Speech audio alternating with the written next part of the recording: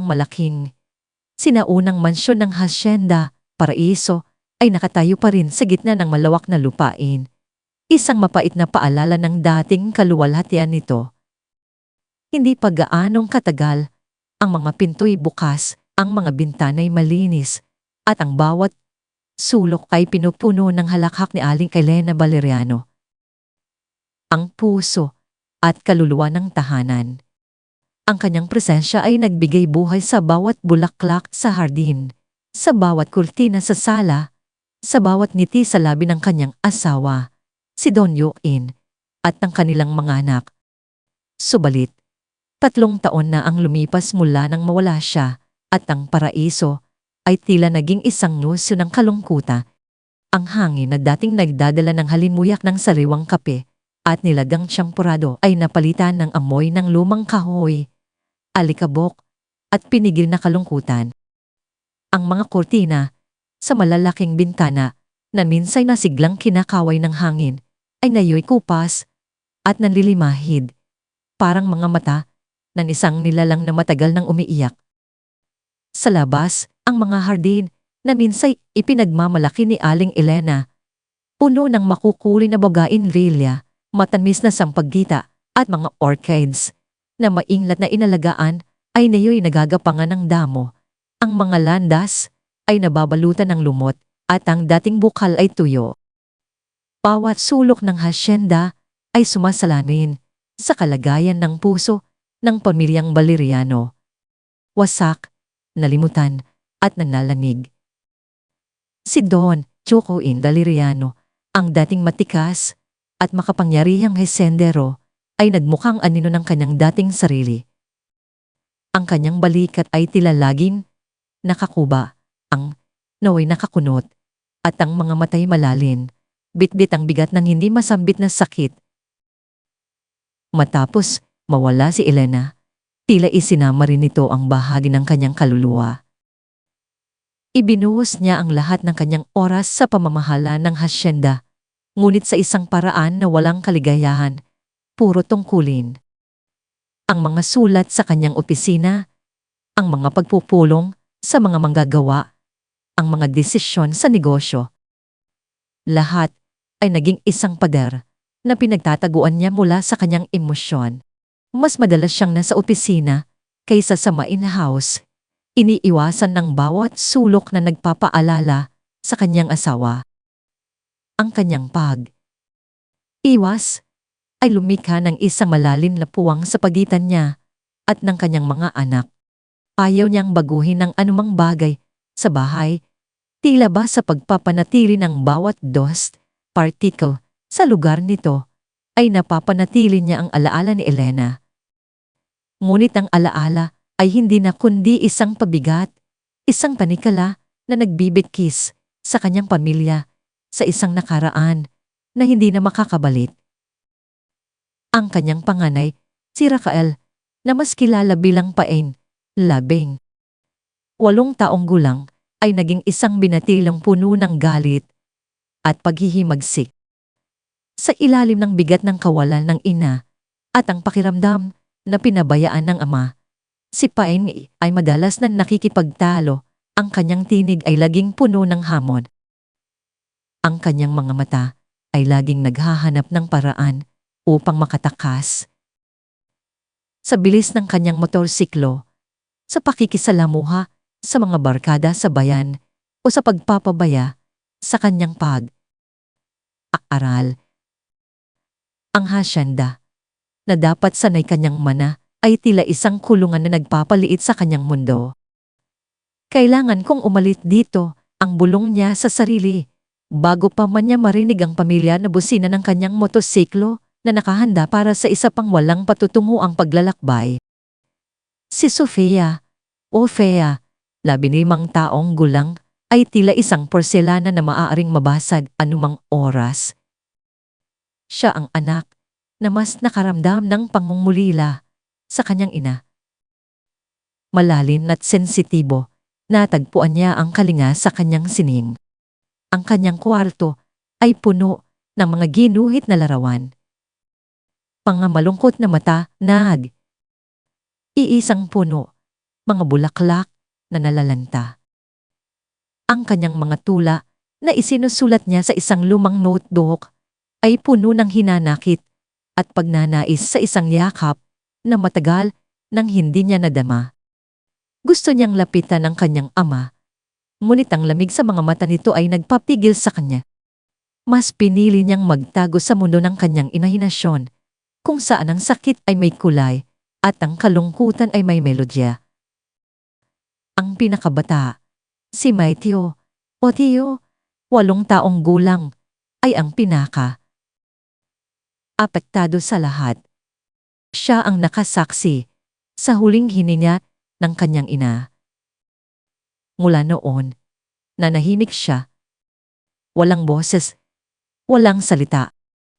Ang kanyang mundo ay naging isang kaharian ng mga modelo, mga barko, bahay, o kahit mga tao. Nagawa sa mga basag na piraso ng kung ano. Anong materyales? Ang mga modelong ito, ang kanyang mga salita, ang kanyang mga kwento, ang kanyang mga guhit, bagamat parang mga kumpol ng linya, ay may sariling lengguwahe na walang sinuman ang nakakaintindi, maliban siguro sa kanyang ina, na ngayoy wala na. Siya ay nanirahan sa kanyang sariling mundo, napapalibutan ng katahimikan at ng mga fragmented na alaala. Sa kabilang dako, sa Barangay Maligaya, isang maliit na pamayanan na malapit sa hasyenda, ay naninirahan si Aling Nena Reyes.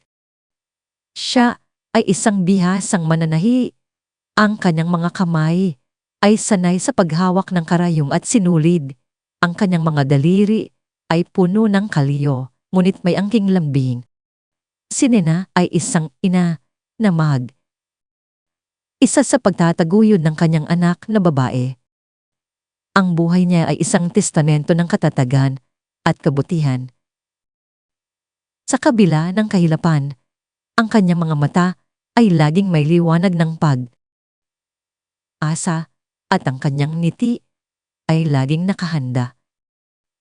Ang kanyang anak, si Clara, 6 na taong gulang, ay matalino at masipag.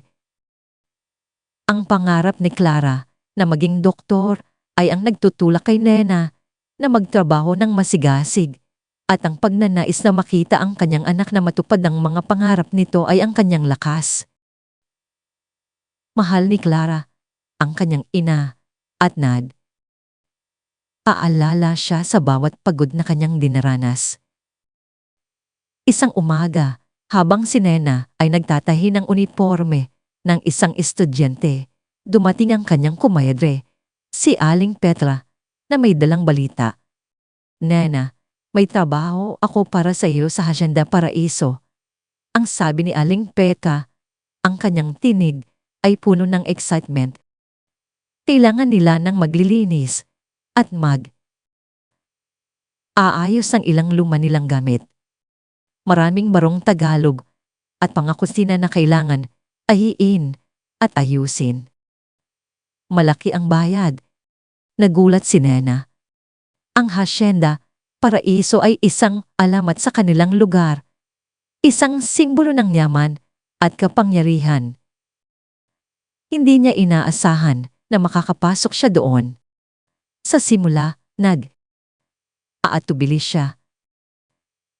Narinig niya ang mga kwento tungkol sa kalungkutan na bumabalot sa pamilyang Valeriano.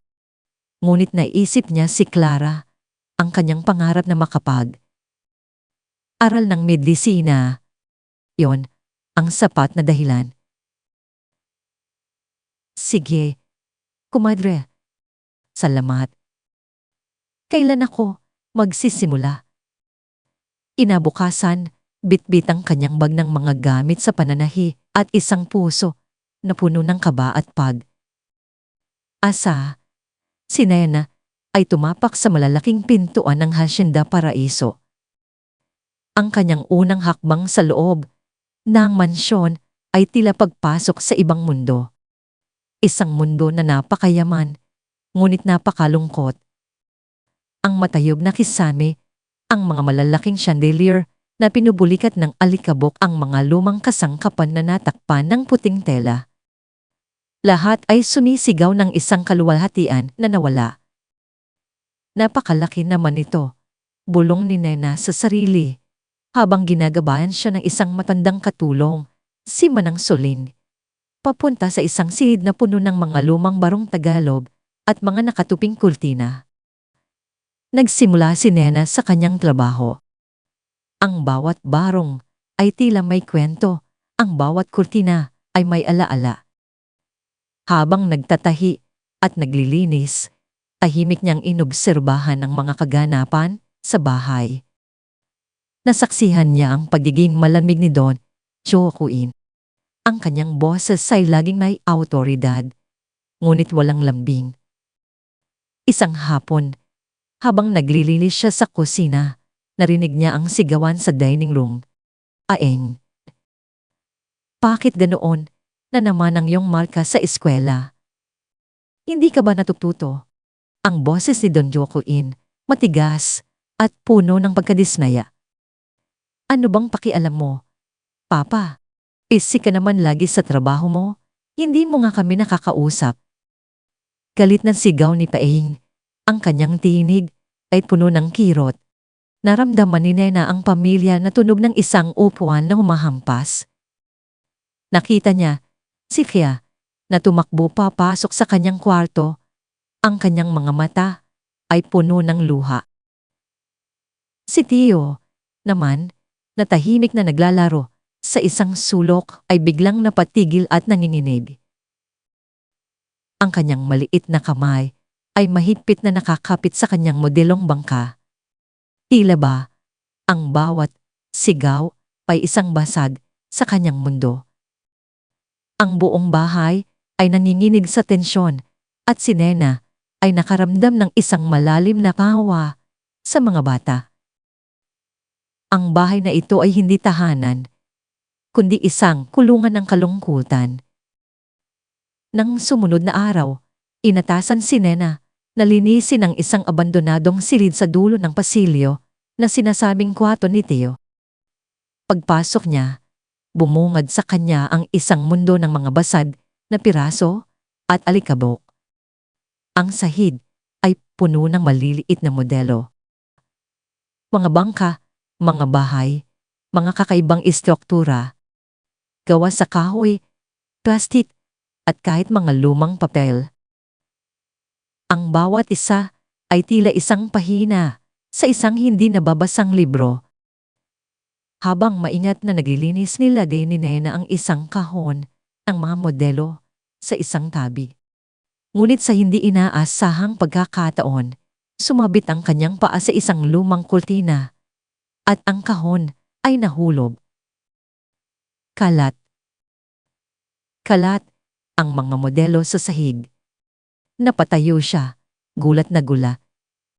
Sa parehong sandali, bumukas ang pinto at nakita niya si Tio na may hawak na isang piraso ng karton at lapis, nakatayo sa pintuan. Ang kanyang mga mata ay malaki at puno ng takot. Tiningnan ni Tio ang mga nagkalat na modelo at pagkatapos ay tiningnan si Nena na may ekspresyon ng matinding pangamba. Wala siyang salita, ngunit ang kanyang katawan ay nanginginig at ang kanyang mga mata ay nanunumbat. Hindi niya kailangang magsalita para ipaalam ang kanyang pagkabigla at kalungkutan. Hindi pinagalitan ni Nena si Tio. Sa halip, dahan. Dahan siyang lumuhod, ang kanyang mga mata ay puno ng simpatiya. "Oh, Tio," malambing niyang sabi, kahit alam niyang hindi sasagot ang bata. "Pasensya na, iho. Hindi ko sinasadya." Nagsimula siyang mamulot ng mga piraso, maingat. Tila bawat isa ay isang napakahalagang hiyas. Nakita niya ang isang modelong bangka na tila may nasira. Kinuha niya ang kanyang karayom at sinulid na laging nakahanda sa kanyang maliit na bulsa. Tahimik niyang inayos ang nasirang bahagi ng bangka. Ang kanyang mga daliri ay sanay at malambing. Napansin ni Nena na si Tio ay nakatayo pa rin sa pintuan, pinagmamasdan ng bawat galaw niya. Walang salita. Walang ingay. Tanging ang tunog lamang ng pagtahi ni Nena at ang tahimik na paghina ng bata.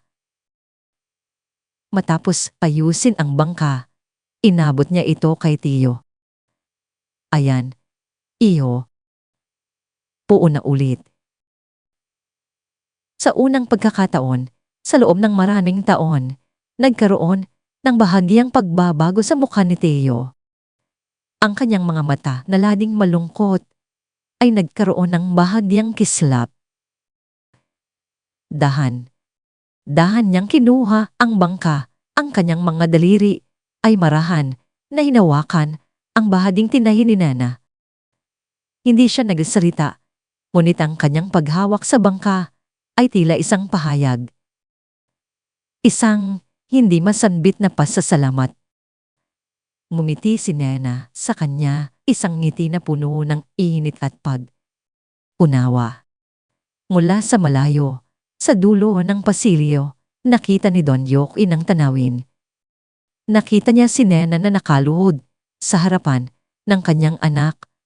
Ang kanyang mga kamay ay abala sa pag-aayos ng laruan ni Tio.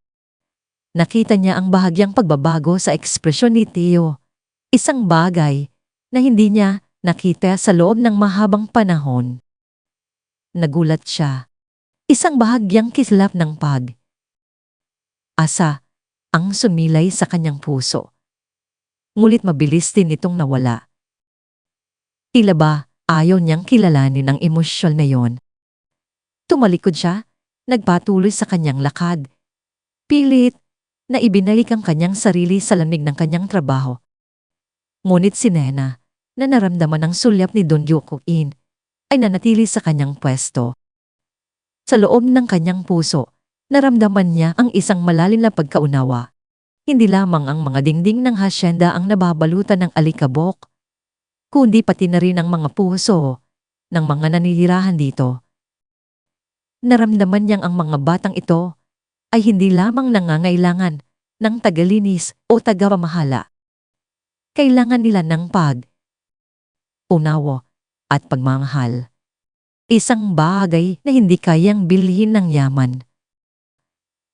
Simula noon, nagsimulang kumilos si Nena ng palihim. Hindi niya kayang makita ang kalungkutan sa mga mata ng mga bata. Habang nagtatabaw, palihim siyang nag-iiwan ng maliliit na tanda ng pagmamahal. Para kay Fea, inilalagay niya ang isang sariwang gumamela sa tabi ng kanyang sketchbook o isang maliit na piraso ng kakanin na binili niya mula sa bayan. Para kay Tio, iiwan siya ng maliliit na guhit ng mga hayop o simpleng mga larawan sa kanyang unan bago siya matulog. At para kay Pain, isang araw, habang inaayos niya ang marong Tagalog nito, inilagay niya ang isang maliit na tala sa bulsa. Walang pangalan, tanging isang simpleng mensahe. May angking lakas ka na hindi mo pa nakikita. Gamitin mo ito sa kabutihan.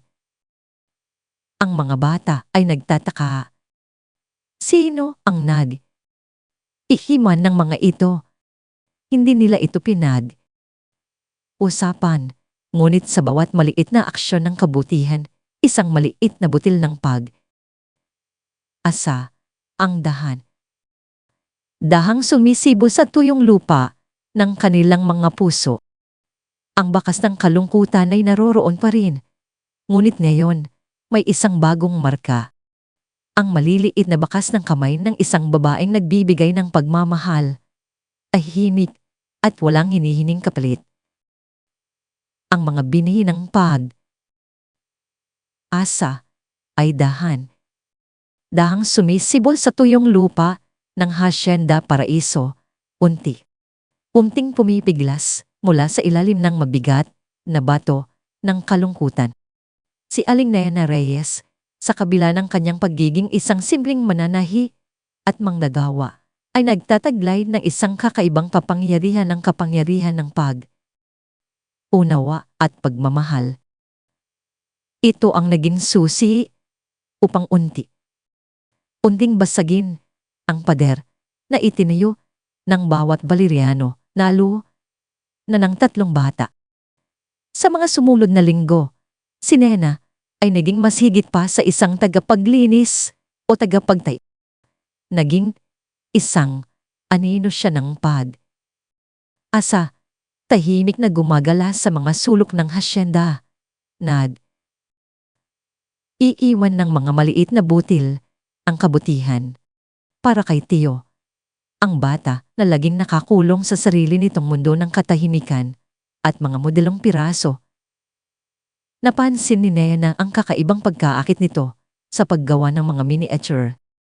Isang hapon, nakita niyang maingat na inilalatan ni Tio ang mga basad na piraso ng salamin at kahoy sa sahig ng kanyang kwarto. Tila lumilika ng isang mapa o isang tagpuan. Ang ganda naman niyan, Tio, malumanay na sabi ni Nena habang aayos ng kurtina. Nakita niya ang pagtigil ng bata, ang mabilis na paglingon nito at ang muling pagbaling sa kanyang ginagawa. Tila aalangan. Ngunit hindi siya umalis. Sa halip, lumapit si Nena at umupo sa sahig, sa hindi kalayuan. Para saan iyan, iyo? Dahang itinuro ni Tio ang isa sa mga piraso. Pagkatapos ay sa isa pa, ang kanyang mga mata ay nananawagan. Nena, sa kanyang likas na unawa ay natanto. Ang mga modelong ito ay hindi lamang mga laruan, kundi mga salita. Ang bawat piraso ay bahagi ng isang kwento na hindi niya kayang sabihin. Naiintindihan ko, bulong ni Nena, at kinuha niya ang isang lumang piraso ng karton at lapis mula sa kanyang bag. Gusto mong iguhit natin para maging libro ang mga kwento mo? Sa simula, si Tio ay atubili, ngunit sa tiyada ni Nena, nagsimula siyang iguhit ang kanyang mga modelo, ang kanyang mga kwento. Ang mga linya sa Carlston ay magulo sa simula, ngunit sa patnubay ni Nena, ang mga ito ay unting nagkaroon ng hugis. Isang bangka na naglalakbay, isang bahay na may naghihintay na pamilya, isang puno na may ibon. Nena ay palaging nakikinig, hindi sa pamamagitan ng taing niya, kundi sa pamamagitan ng puso. Sinusubukan niyang bigyang kahulugan ng bawat guhit, bawat galaw ng kamay ni Tio. Ito ba ang bangka na nagdala sa'yo sa isang malaking dagat, iyo? At ito ba ang pamilya na naghihintay sa'yo? Kahit hindi makasagot si Tio, ang kanyang mga mata ay laging sumasang ayon at minsan ay may ngiti na sumisile sa kanyang labi. Isang araw, habang abala si Tio sa kanyang libro ng mga guhit sa sala, biglang dumaan si Paeng na nagmamadaling lumabas. Hindi niya napansin ang bata at aksidenteng nasagi ang mesa kung saan nakapatong ang pinakahuling guhit ni Tio. Ang pahina ay nahulog at napunit sa gitna. Sa sandaling iyon, ang katahimikan na matagal nang bumabalot kay Tio ay biglang nabasag. Isang maliit, garalgal na ang lumabas sa kanyang lalamunan, sinundan ng mga hindi maintindihang salita. Kwento ko. Ayoko. Ang kanyang maliliit na kamay ay abala sa pagtatangka na pagsamahin ang mga piraso ng kanyang guhit. Ang kanyang mga mata ay puno ng takot at pagkabigla. Ito ang unahang pagkakataon na nakarinig ng boses mula kay Tio. Ang halos lahat sa bahay mula nang mamatay ang kanyang ina. Nagulat si Paeng, gayon din ang ilang katulong na nakarinig. Ngunit si Nena ang unang lumapit. Lumungod siya, Sa tabi ni Tio, ang kanyang mga kamay ay marahang hinawakan ng nanginginig na balikat ng bata. Shh, Tio, iho, huwag kang mag-alala. Maaayos yan. Ano ang sinasabi mo? Pinilit ni Tio na muling magsalita. Ang kanyang boses ay nanginginig. Ano? Ang bangka ko. Kwento ko. Tila ba ang bawat salita ay isang malaking laban para sa kanya. Ngunit sa matiyagang paghihintay ni Nena sa kanyang pag-unawa at sa pagtulong niya na idikit ang mga piraso ng papel, unti niyang natapos ang kanyang kwento. Tungkol sa isang bangka na naghahanap ng pamilya. Hindi ito perpekto, ngunit dito ang kanyang boses at si Nena ang unang nakarinig at nagbigay halaga dito. Para naman kay Fia, ang sensitibo at madalas na malungkot na dalagita, ang mga palihim na bulaklak at kakanin na iniiwan ni Nena ay naging tulal. Isang umaga, habang naglilinis si Nena sa kwarto ni Fia, nakita niya ang isang sketchbook na nakabukas, puno ng mga hindi natapos na guhit. Isang babae na umiiyak, isang puno na iisa, isang bahay na walang liwanag. Napakaganda ng mga guhit mo, Fea, malumanay na sabi ni Nana. Nang magpakita si Fea sa pintuan. Nabalisa si Fea at agad na inagaw ang sketchbook. Hindi po, bulong niya. Ang kanyang tinig ay halos hindi marinig. Puro kalungkutan lang po. Ngumiti si Nena. Hindi iyo. Ang sining ay hindi laning tungkol sa kaligayahan. Minsan, ito ay tungkol sa pagpapahayag ng nararamdaman mo, kahit pa kalungkutan yon. At, ang mga guhit mo, may buhay ang mga ito. Kailangan itong makita ng mundo. Kinabayan ni Nena, si Fea, sa isang lumang bahagi ng hasyenda na matagal nang hindi ginagamit. Isang maliit na kwarto sa dulo ng pasilyo na may malaking bintana na tinatanaw ang nalalantang hardin. Dito, sabi ni Nana, dito mo pwedeng gawing iyong sariling studio. Walang makakagulo. Walang maghuhusga. Dito, ang iyong kalungkutan ay magiging sining. Unting nilinis nila ang kwarto, inayos ang mga ilaw, at inilagay ang mga gamit ni Fia. Sa wakas, si Fia ay nagkaroon ng kanyang sariling santuaryo, isang lugar kung saan ang kanyang mga damdamin ay maaaring maging kulay at hugis. Ang kanyang mga guhit ay hindi na puro kalungkutan. May mga araw na may ngiti, may kulay na sumisilay. Taypain ang panganay na puno ng paghihimagsik, mas mahirap lapitan. Ang kanyang pagiging rebelde ay isang maskara na tinatabunan ang kanyang malalim na sakit at kawalan ng pag-asa. Ngunit si Nena ay hindi sumuko. Hindi siya nangangaral. Hindi siya naghuhusga. Sa halip, nakikinig siya. Isang gabi, nakita niyang iisa si Pine sa hardin, nakaupo sa isang lumang bench. Ang kanyang mga mata ay nakatingin sa malayo. May problema ka ba, iho? Tanong ni Nena na may dalang tasa ng mainit na tsokolate para sa kanya. Unang nagulat si Paeng, pagkatapos ay umirap.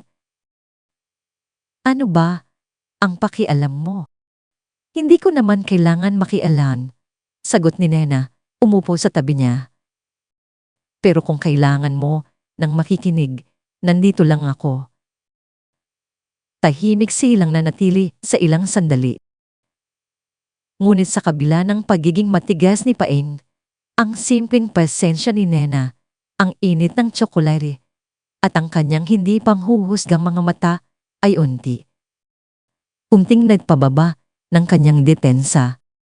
Sinimulan niyang ibuhos ang kanyang mga hinanakit. Ang galit niya sa kanyang ama na tila wala ng pakialam sa kanila, ang pagkabigo niya sa buhay sa hasyenda, ang kawalan niya ng direksyon. Gusto ko lang umalis dito, sabi ni Tain. Ang kanyang tinig ay puno ng desperasyon. Gusto kong maging malaya. Ang kalayaan ay hindi lang alis, iho. Malumanay na sabi ni Nena. Minsan, ang kalayaan ay paghahanap ng sarili mong layunin kahit saan ka man naroon. Mayangking lakas ka, Pain. Nakikita ko yan. Hindi iyan para sa away o pagtakas. Bakit hindi mo gamitin ang lakas na yan para tumulong? May mga manggagawa sa hasyenda na kailangan ng tulong ng boses. May kakayahan kang mamuno. Subukan mo. Sa simula, hindi pinansin ni Tain ang payo ni Nena. Ngunit ang mga salita ay tumatak sa kanyang isipan. Isang araw, sa halip na umalis sa kanyang motorsiklo, nakita siya ng mga manggagawa na lumapit sa kanila, nag-aalok ng tulong, nagtatanong tungkol sa kanilang mga problema. Kahit na minsan pa ay sumasabog ang kanyang galit, ang mga insidente ng away ay unting nabawasan. Si Don Joko Indoliriano, sa kabila ng kanyang pagiging abala sa mga papeles at ang patuloy na anino ng kalungkutan, ay hindi kayang hindi mapansin ang mga pagbabago. Nakita niya si Tio na minsan ay may sinasabi ng mga salita, kahit na pautal. Nakita niya ang mga guhit ni Fia na nagkaroon ng kulay at ang kanyang mga mata ay hindi na laging puno ng luha. Nakita niya si Paeng na minsan ay kasama na ang mga manggagawa sa bukid. Ang kanyang boses ay may awtoridad, ngunit hindi na puno ng gait. Ang mga maliit na pagbabagong ito ay tila mga sinag ng araw na tumatagos sa madilim na silid ng kanyang puso. Nagulat siya. Hindi niya alam kung paano nagawa ni Nena ang mga ito, ngunit ang katotohanan ay naroroon. Ang kanyang mga anak ay nagigising mula sa kanilang mahabang pagtulog. May isang kakaibang lakas sa Nena, isang kapangyarihan na hindi niya kayang ipaliwanag, ngunit malinaw na nagpapagaling. Samantala, sa tahanan ni Nena, sa Barangay Maligaya, ang mga pangarap ni Clara ay lumalaki. Malapit na ang pasukan sa kolehiyo, sabi ni Clara isang gabi, habang nag-aral. Gusto ko talagang maging doktor. Pero, mahal po ang tuition. Nang marinig iyon, naramdaman ni Nena ang bigat ng mundo sa kanyang balikat. Mahalaga ang trabaho niya sa hasyenda, ngunit sapat ba ito para sa pangarap ng kanyang anak? Kailangan niya ng mas matatag, mas malaking sahod. Isang hapon, ipinatawag si Nena ni Don Joko sa kanyang opisina. Ang kanyang puso ay kumabog sa kaba. Hindi niya alam kung ano ang aasahan. Paling Nena, sabi ni Don Joko, ang kanyang boses ay medyo mas malumanay kaysa sa dati, ngunit may awtoridad pa rin. Napansin ko ang ginagawa mo para sa aking mga anak. Hindi ko ito kayang ipaliwanag, ngunit nagkaroon ka ng epekto na hindi nagawa ng sinuman sa loob ng 3 taon. Uminto siya, tila naghahanap ng tamang salita. Kailangan ko ng isang mayordoma sa Hacienda Paraiso. Isang taong mapagkakatiwalaan, isang taong aalaga sa tahanan at sa aking mga anak. At naniniwala ako na ikaw ang tamang tao. Nagulat si Nena, isang mayordoma. Ang posisyong iyon ay para sa mga taong may mataas na antas ng karanasan at karaniwan ay mula sa piling pamilya. Bonyokoin, hindi ko po alam. Aalok ako sa'yo ng sahod na sapat para sa aaral ni Clara.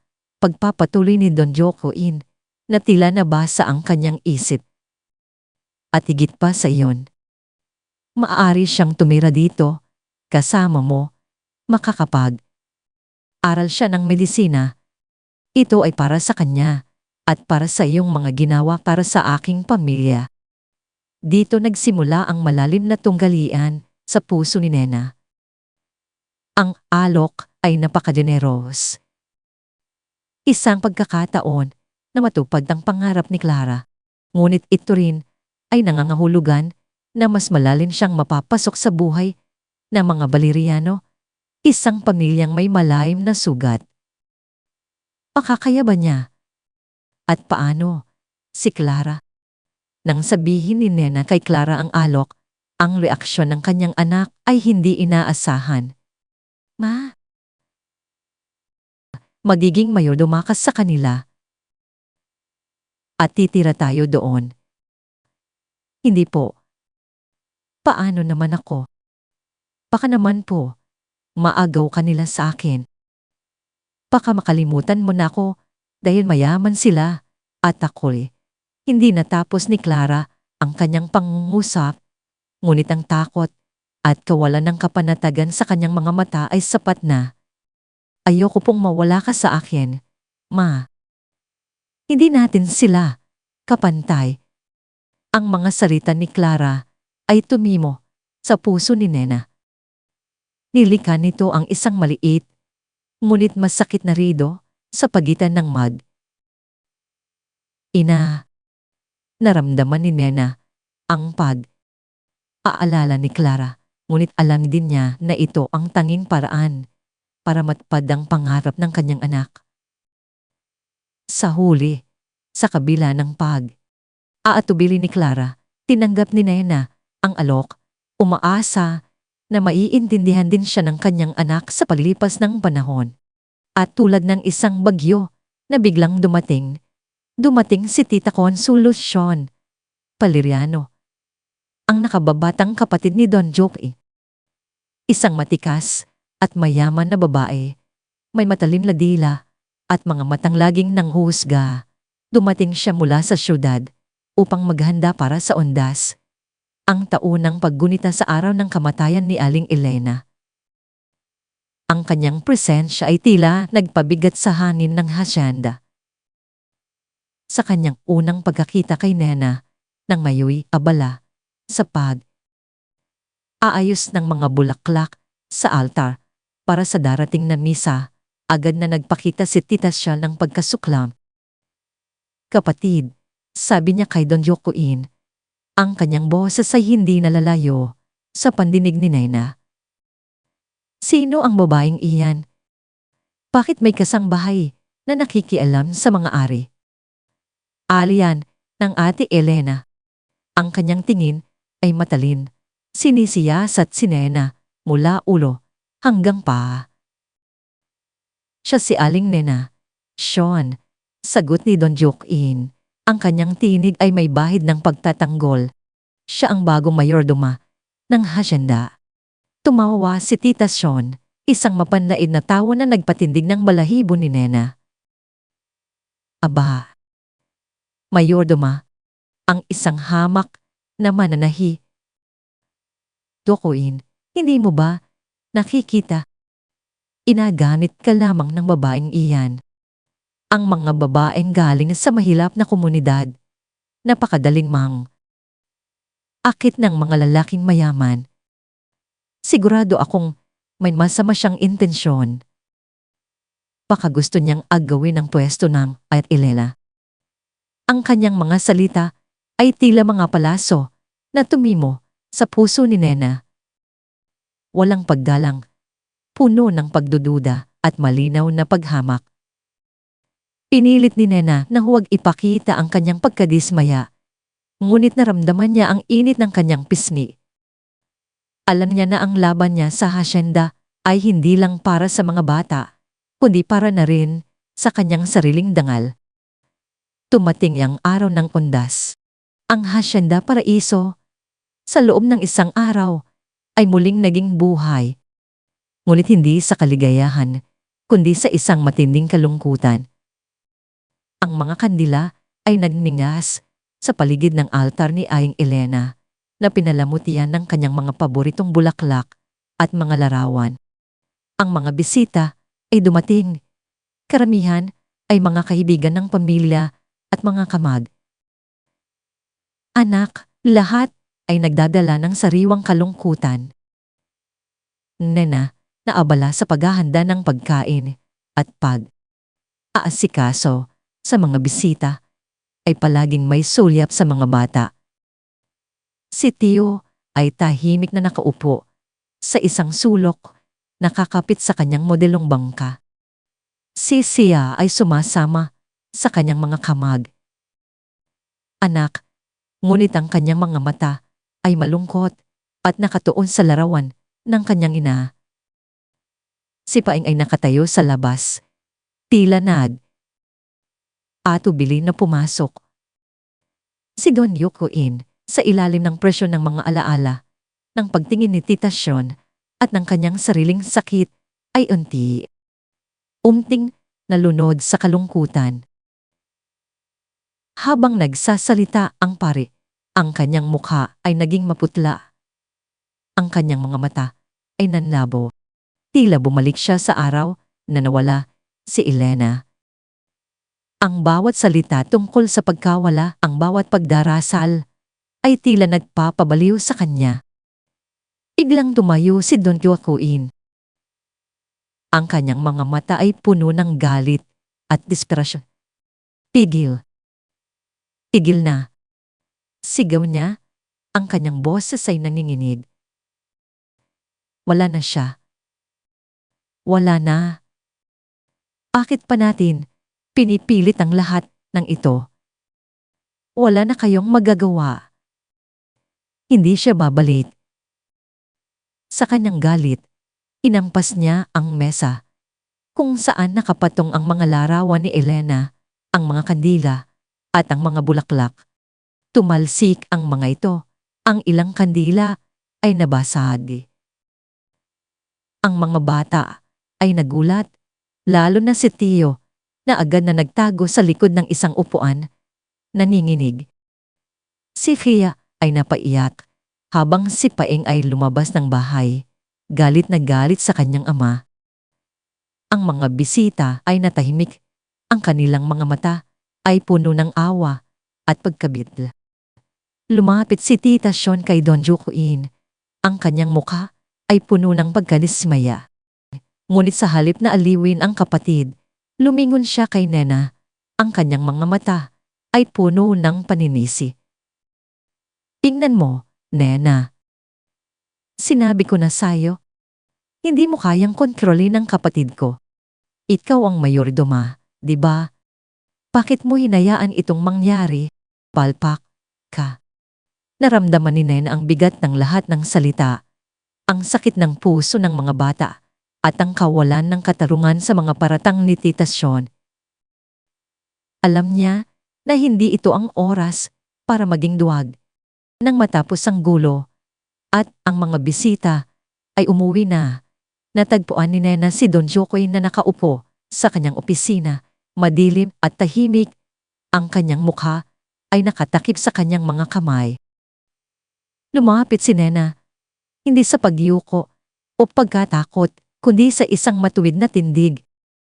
Don Joaquin. Malumanay ngunit matatag niyang sabi. Kailangan nating mag-usap.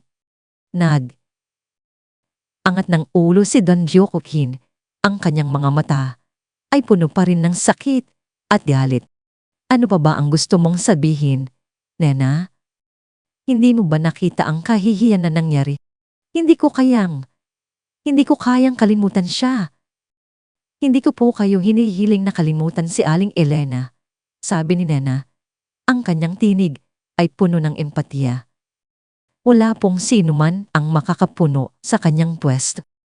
Pero ang sakit ninyo, Don Joaquin, ang sakit ninyo ay sumisira sa inyo at higit sa lahat, Sumisila sa inyong mga anak.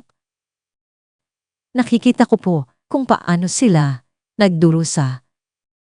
Si Tio, siya po ang nakasaksi sa huling hininga ng kanyang ina, kaya siya po ay nanahimik. Ang galit ninyo po ay nagpapaulit ng sakit na yon sa kanya. Si Thea naghahanap ng pagmamahal, ngunit ang nakikita niya ay puro kalungkutan at galit. Si Paeng naghahanap ng atensyon, pero ang nakukuha niya ay puro pagkadismaya. Bawat salita ni Nena ay tila tumatagos sa puso ni Don Joaquin. Hindi ito mga salita ng pagsunod, kundi mga salita ng unawa ang katotohanan. Ang pagmamahal ninyo po sa kanila ay mas malaki kaysa sa sakit ninyo, Don Joaquin. Kailangan po nilang maramdaman iyon. Hindi ninyo kailangang magpanggap na malakas. Pwede kayong umiyak, pwede kayong magdalamhati. Pero hindi ninyo sila kailangang saktan sa proseso. Ang mga salita ni Nana ay parang isang susi na nagbukas sa isang pinto na matagal nang nakakandado. Sa unang pagkakataon, sa loob ng maraming taon, naramdaman ni Don Joaquin ang malalim na sakit na matagal na niyang kinikinkin. Ang kanyang balikat ay yumanig. Ang kanyang mga mata ay napuno ng luha at sa wakas, bumuhos ito. Umiyak siya, hindi sa galit, kundi sa matinding sakit, sa kalungkutan, at sa pagsisisi. Nena ay nanatili doon, tahimik na binapanood. Ang kanyang kamay ay dahan. Dahang hinaplos ang kanyang likod, isang senyas ang aliw. Nang humupa, ang kanyang iyak, angat, nang tingin si Don Joaquin. Ang kanyang mga mata ay namumula, ngunit may bahagyang liwanag ng unaw. Patawarin mo ako, Nena. Patawarin mo ako. Lumabas siya sa opisina. Hinanap ang kanyang mga anak. Natagpuan niya si Thea sa kanyang kwarto, umiyak. Lumapit siya, lumuhod sa harap niya, at sa unang pagkakataon, yumakap siya sa kanyang anak. Patawarin mo ako, Ana. Patawarin mo ako. Niyakap din niya si Tio, na aatubili pa sa simula. Ngunit sa huli, ay hinayaan ng kanyang ama na yakapin siya. Inanap niya si Paeng sa labas, at sa ilalim ng buwan, humingi siya ng tawad. Ang mga paghingi ng tawad ay hindi nagpawi ng lahat ng sakit, ngunit binuksan nito ang isang bagong daan.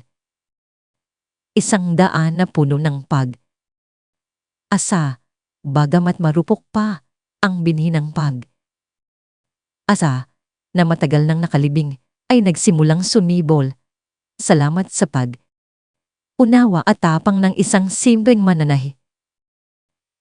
Hindi pa man lubusang natutuyo ang luha sa mga mata ni Don Joaquin at hindi pa man ganap na naghihilom ang mga sugat sa puso ng kanyang mga anak.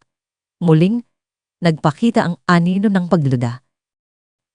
Si Tita Consolution Valeriano na mayroong matalim na pakiramdam para sa anumang bagay na sa tingin niya ay nagbabanta sa kaluwalhatian, ang kanilang apelyido, ay hindi sumuko. Ang mga sandali ng pagtanggap at pagbabago ni Don Joaquin ay tila lang langis sa apoy ng kanyang pagdududa. Para sa kanya, si Aling Nena Reyes ay isang banta, isang hamak na babae mula sa barangay na, sa kanyang mata, ay masyadong mabilis na nakapasok sa puso ng kanyang mga pamangkin at mas masahol pa sa tanggapan ng kanyang kapatid. Araw,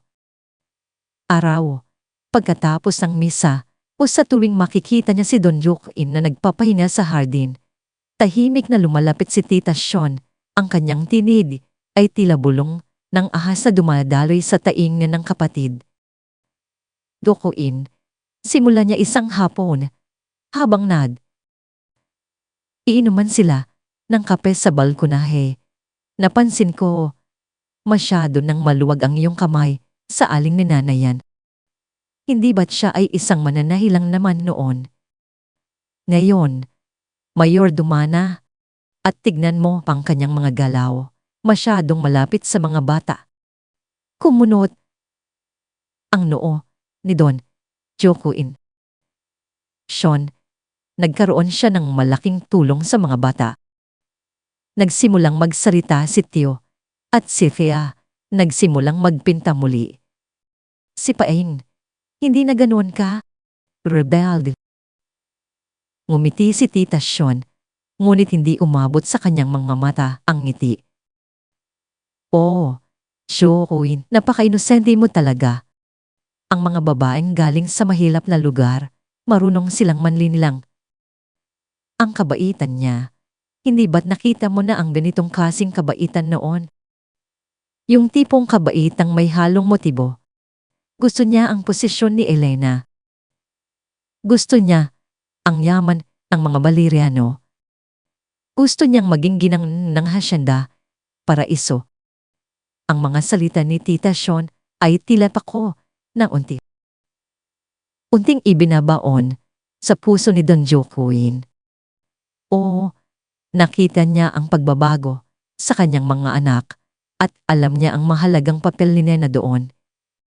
Ngunit ang sakit ng kanyang nakaraan, ang takot na muling mawalan at ang mga inggit na bulong ng kanyang kapatid ay unting nagpapahina sa kanyang bagong nahanap na kalinawan.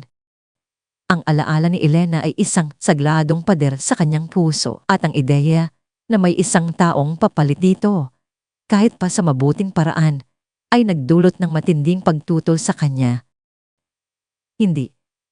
Hindi siguro, bulong niya sa sarili, ngunit ang butil ng pagdududa ay naroon na.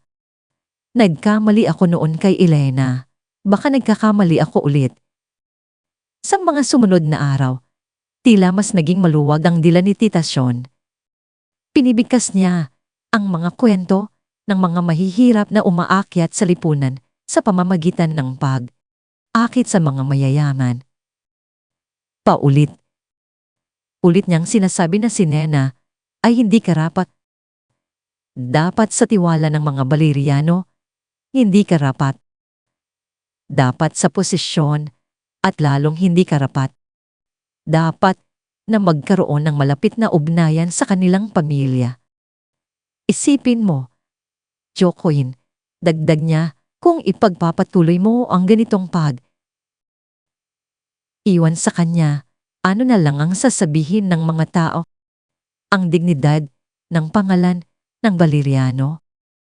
Ang mga alaala ni Elena. Pababoyin lamang ng isang mapagsamantalang mananahi. Bawat bulong ay humahantong sa isang masamang pakiramdam kay Don Jokuin.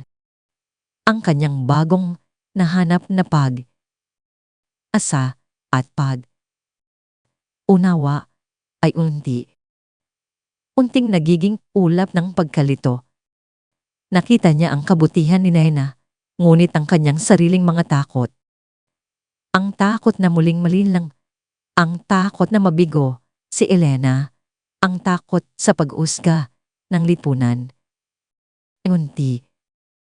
Unting nagpalamlam sa ilaw na dala ni Nena. Isang hapon, natagpuan ni Nena si Don Jokuin sa kanyang opisina. Nakaupo sa kanyang silya, ang kanyang mga mata ay nakatuon sa isang lumang larawan ni Aling Elena. Ang hangin sa silid ay mabigat, kuno ng tensyon. Alam ni Nena na may mali. Don Jokuin, maayos po ba ang lahat? Angat ng tingin si Don Jokuin, ngunit ang kanyang mga mata ay hindi nakatingin sa kanya, kundi sa isang lugar na malayo, puno ng sakit. Taling Nena, simulan niya, ang kanyang boses ay malamig, halos walang emosyon. Napansin ko na masyado ka ng malalim ang pagkakakabit sa pamilya namin. Nagulat si Nena. Don Jokuin, ginagawa ko lang po ang trabaho ko. At ang pagmamahal ko po sa mga bata ay totoo. Tumayo si Don Jokuin, lumapit sa bintana at tinalikuran siya. Ang pagmamahal o ang sahod? Hindi ka ba narito lamang dahil sa pera, Aling Nena? Dahil sa pangako ng mas magandang buhay para sa anak mo? Dahil sa pagnanais na makapasok sa mundo na hindi mo kailanman inakala na iyong mapapasok? Tumagos ang bawat salita ni Don Joaquin sa puso ni Nena. Ang sakit ay mas matindi pa kaysa sa isang pisikal na suntok. Matapos ang lahat ng kanyang ginawa, ang lahat ng kanyang tiyaga, ang kanyang pagmamahal sa mga bata, ang kanyang tapang na hamunin ang kalungkutan ng pamilya. Ito ang paratang na iginawad sa kanya. Siya na, sa buong buhay niya, ay nagtataguyod ng kanyang sarili at ng kanyang anak sa pamamagitan ng pawis at dangal. Nanginginig ang mga labi ni Nena, ngunit hindi siya umiyak. Hindi niya ipinakita ang kanyang kahinaan. Sa halip, isang apoy ang nagliyab sa kanyang mga mata. Isang apoy ng galit at ng matinding dangal. Dahan. Dahan siyang lumapit kay Don Joaquin. Ang kanyang mga hakbang ay matatag. Pagdating niya sa harapan ng hasendero, inangat niya ang kanyang kamay. Hindi ito isang galit na hampas, kundi isang marahang sampal, puno ng bigat ng bawat insulto, bawat pagdududa, bawat panghuhusga. Don Joaquin Valeriano, sabi ni Nena, ang kanyang tinig ay malamig at malinaw, puno ng kapaitan. Sa buong buhay ko, pinagtrabahuhan ko ang bawat sentimo na hawak ko. Hindi ako nagnakaw. Hindi ako nanamantala. Ang pagmamahal ko sa mga anak mo, hindi iyan kayang bilhin ng salapi mo o ng anumang yaman ng Hacienda Paraiso. Ang akala mo ba'y ipinagpapalit ko ang dangal ko sa iyong pera? Kung ganoon ang tingin mo sa akin, kung ganoon lang pala ang halaga ng aking pagkatao sa iyo, kung ganoon din lang pala ang tingin mo sa bawat pagmamahal na ibinigay ko sa mga anak mo, kung gayon, ay hindi ko na kailangan dito. Ang mga mata ni Don Joaquin ay nanlaki. Gulat sa kanyang reaksyon. Ngunit si Nena ay hindi pa tapos. Hindi ko kailanman inangad na palitan si Aling Elena. Hindi ko kailanman inasa mang posisyon niya. Ang tanging gusto ko ay makatulong, makapaghilom. Pero kung ang bawat kabutihan ay binabalutan mo ng pagdududa, kung ang bawat pagmamahal ay binababa mo sa antas ng pera, kung gayon, mas gugustuhin ko pang umalis. Tinalikuran niya si Don Joaquin, ang kanyang likod ay matatag, puno ng kapasyahan. Nagtungo siya sa kanyang kwarto, ang kanyang mga kamay ay mabilis na ng pake ng kanyang kakaunting gamit sa isang lumang tela na bag. Bawat galaw niya ay may determinasyon. Bawat kirot sa kanyang dibdib ay nagpatibay sa kanyang desisyon.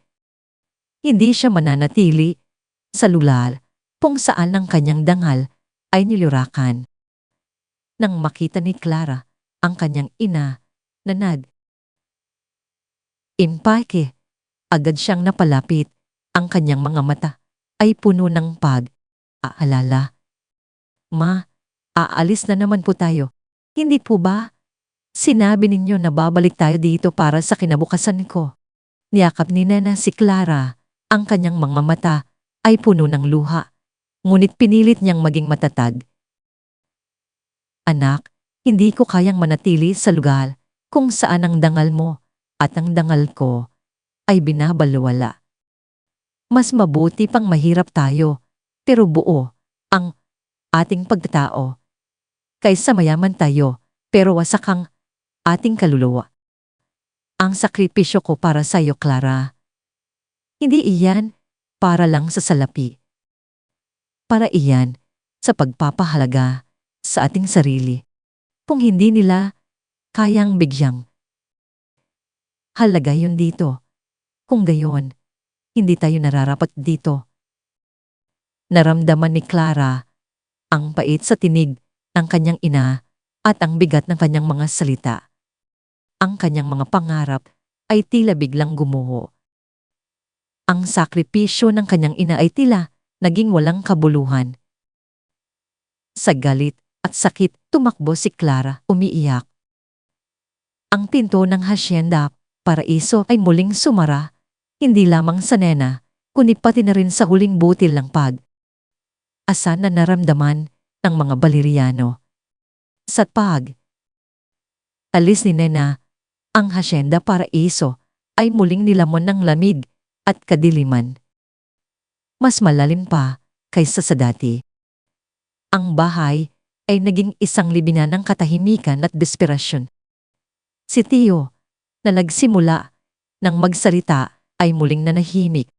Ang kanyang mga modelong bangka at pangaguhit ay nakakalat. Hindi na niya ito binapansin. Sa kanyang kwarto, tahimik siyang nakaupo. Sa isang sulok, ang kanyang mga mata ay blanko. Ang kanyang mundo ay muling nabalutan ng dilim. Si Fia, na nagsimulang makahanap ng kulay sa kanyang sining, ay muling nagkulong sa kanyang kwarto. Ang kanyang mga sketchbook ay nanatiling sarado. Ang mga ginuhit niya ay puno ng mga luha ng mga puso na nabasad. Ang kanyang boses na nagsimulang maging malakas ay muling naging bulong. Ang kanyang mga mata ay puno ng mas matinding kalungkutan. At si Taeng, ang panganay na nagsimulang makahanap ng layunin sa tulong sa mga manggagawa, ay muling bumalik sa kanyang lumang buhay ng paghihimagsik. Ang kanyang motorsiklo ay muling umugong sa mga gabi. Ang kanyang pagliban sa aaral ay naging mas madalas. Nawala ang iisa na nagmamalasakit sa amin. Bulong niya sa kanyang sarili habang pinipiga ang kanyang kamao. Ang kanyang galit ay hindi na lang sa kanyang ama, kundi sa mundo.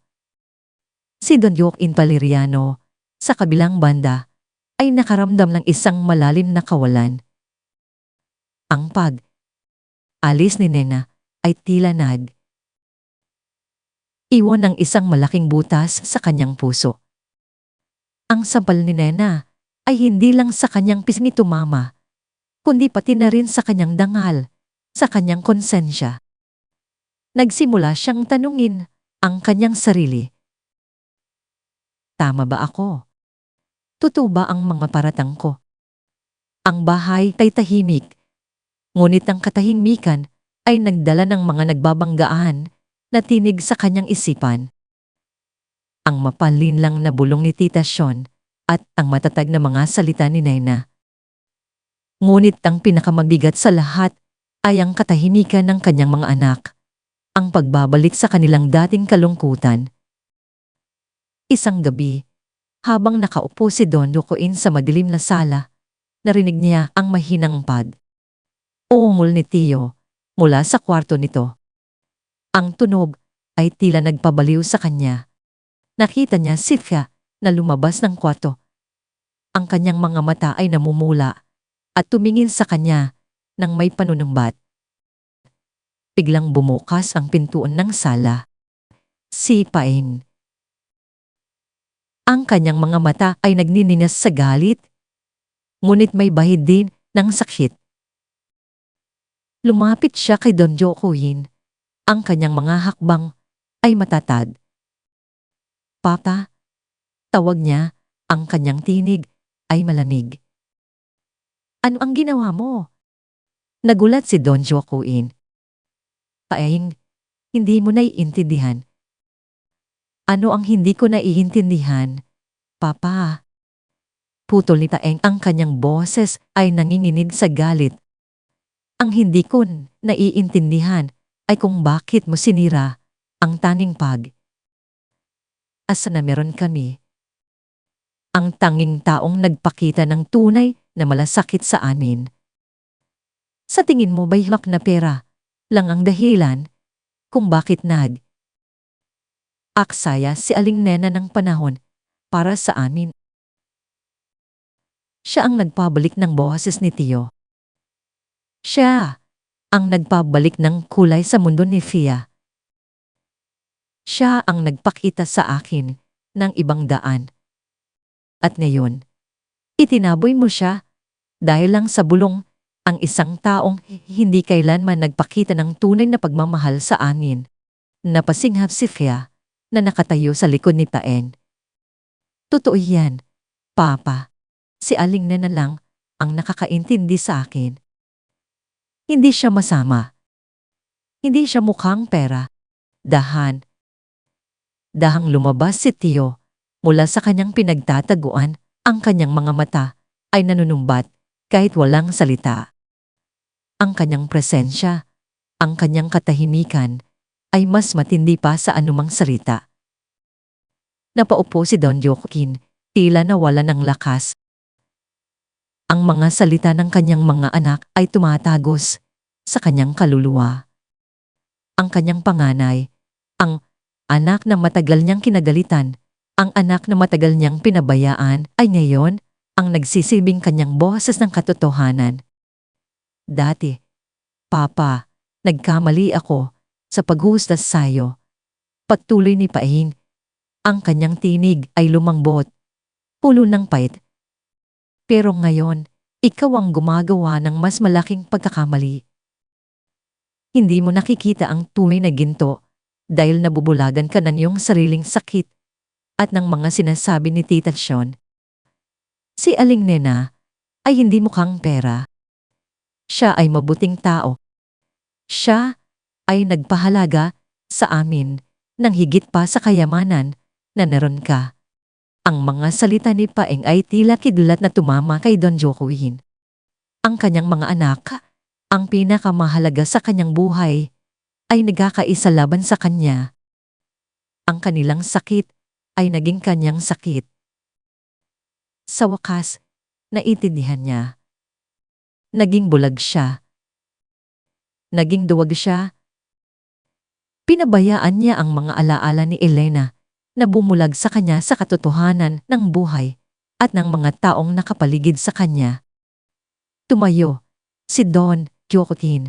Ang kanyang mga mata ay may bahid ng pagsisisi at determinasyon.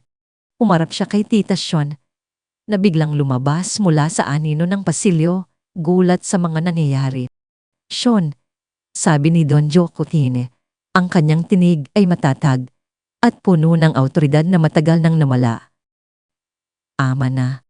Ang iyong mga pagdududa, ang iyong mga panghuhusga, ang iyong pagkontrol. Ito ang sumira sa pamilya namin. Ang iyong pagmamahal ay may kalakip na puot at panghuhusga. Hindi ito nakatulong. Pinatunayan ng aking mga anak kung gaano ako naging bulag, kung gaano ka naging mali. Namutla si Tita Sean. Hindi makapagsalita. Ito ang unang pagkakataon na sinagot siya ni Joaquin ng ganoon, katindi. Kailangan kong itama ang pagkakamali ko, sabi ni Don Joaquin, hindi na nakatingin kay Sean, kundi sa kanyang mga anak. Kailangan kong ibalik si Aling Nena. Kinuha ni Don Joaquin ang susi ng kanyang kotse. Hindi na siya at tubili. Ang pagmamaneho patungo sa barangay Maligaya ay tila isang paglalakbay pabalik sa nakaraan, pabalik sa pinakasimula. Ang malalaking daanan ng Hacienda Paraiso ay napalitan ng makikitid at bako. Pakong kalsada ng barangay.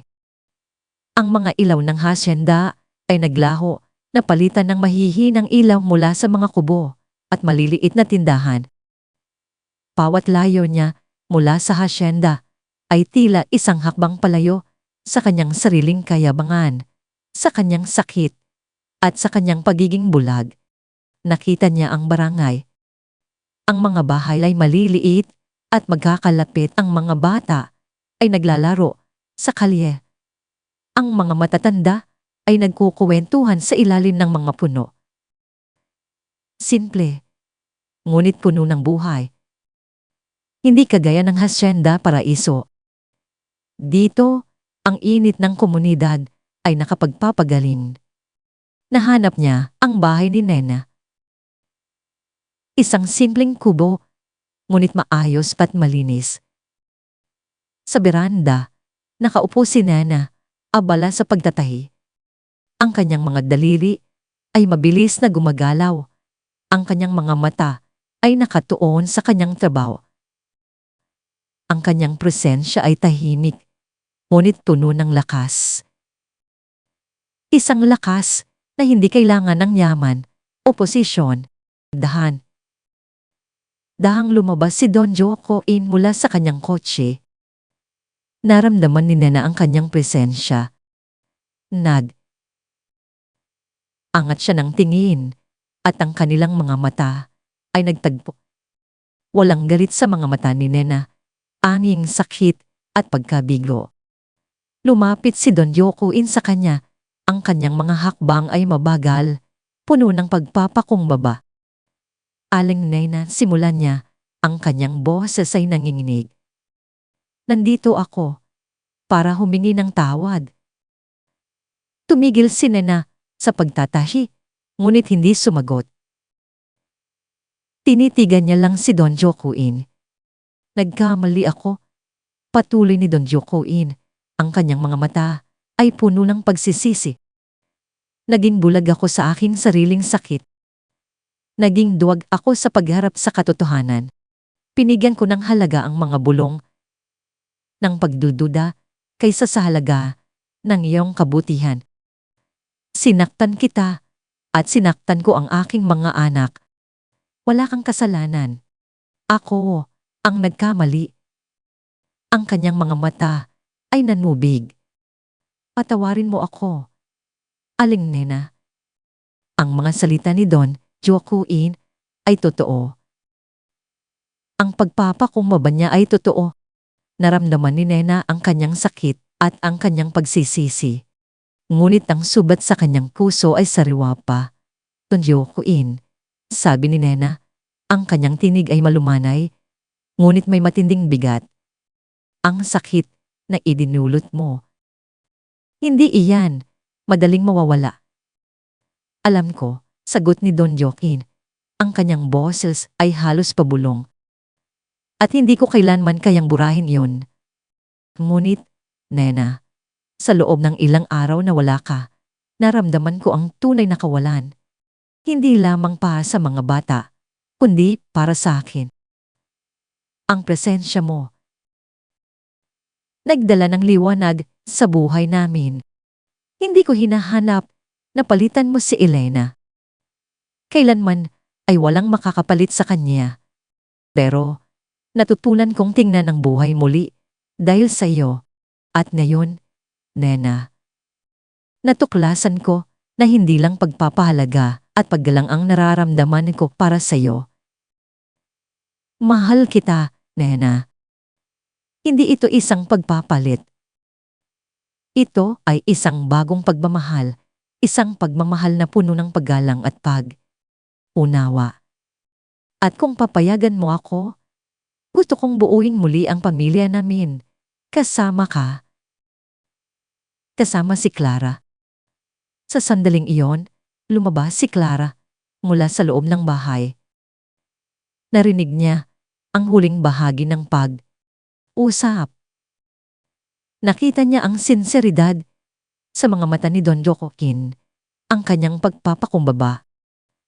Nakita niya ang bigat ng pagmamahal sa mga mata ng kanyang ina. Naramdaman niya na sa wakas, kinikilala si Nena, hindi bilang isang kasambahay, kundi bilang isang tao na may sariling halaga. Lumapit si Clara sa kanyang ina. Ang kanyang mga mata ay malambing. Ma, bulong niya. Sige na po, ibalik na po natin ng paraiso. Niyakap ni Nena si Clara. Ang kanyang mga luha ay bumungos. Ang pagtanggap ni Clara ay ang silo sa kanyang desisyon. Tumingin siya kay Don Joaquin. Ang kanyang mga mata ay puno ng kapatawaran. Ngunit mayroon ding isang matatag na kondisyon. Pabalik ako, Don Joaquin, sabi ni Nena. Ang kanyang tinig ay malinaw at matatag. Pero sa isang kondisyon. Hindi na ako babalik bilang isang kasangbahay o isang mayordoma. Babalik ako bilang isang kapareha. Ang lahat ay dapat maging transparent, pantay, at batay sa paggalang sa isa't isa. Hindi ko kailanman hahayaang yurakan muli ang aking dangal o ang dangal ni Clara. Kung tatanggapin mo yan, kung handa kang buuin muli ang pamilya, hindi lamang sa yaman, kundi sa pagmamahal at unawa. Kung gayon, handa akong bumalik. Walang aatubili, tumango si Don Yokuin. Tinatanggap ko, Nana. Lahat. Ang iyong dangal, ang iyong pagmamahal, ito ang pinakamahalaga. Tutulungan mo akong buuin ang aming pamilya. Hindi ka namang gagawa, Nana. Ikaw ay magiging bahagi ng pamilyang ito. Ang buwan ay nagningning sa ibabaw ng barangay Maligaya at sa ilalim ng maliwanag nitong liwanag, isang bagong simula ang dahan. Dahang sumisibol. Ang pagsabog ng damdamin at ang paglaya mula sa nakaraan ay nagbukas ang daan para sa isang paghilom na mas malalim pa kaysa sa inaasahan. Umalik sila Nena at Clara sa hasyenda, paraiso sa isang maliwanag at punong asang umaga. Ang malaking tarangkahan na dating tila nagpapataw ng bigat, anyayo'y tila aanyaya, halos atubili. Ngunit si Nena ay hindi na ang dating mahiyain na mananahin na unang tumapak sa lupaing ito. Lumakad siya ng may tahimik na lakas, nakataas ang kanyang noo, mahigpit na hawak ang kamay ni Clara. Sinalubong sila ni Don Joaquin sa malaking pasukan. Ang kanyang dating seryosong ekspresyon ay napalitan ng isang mapagkumbabang ngiti. Ang kanyang mga mata, na dating nililiman ng kalungkutan, ay ngayon may liwanag ng panibagong asa at isang malalim na paggalang sa babaeng nakatayo sa harapan niya. Nena Clara, maligayang pagbabalik, sabi niya. Ang kanyang boses ay bahagyang nanginginig, isang bihirang pagpapakita ng kanyang kahinaan.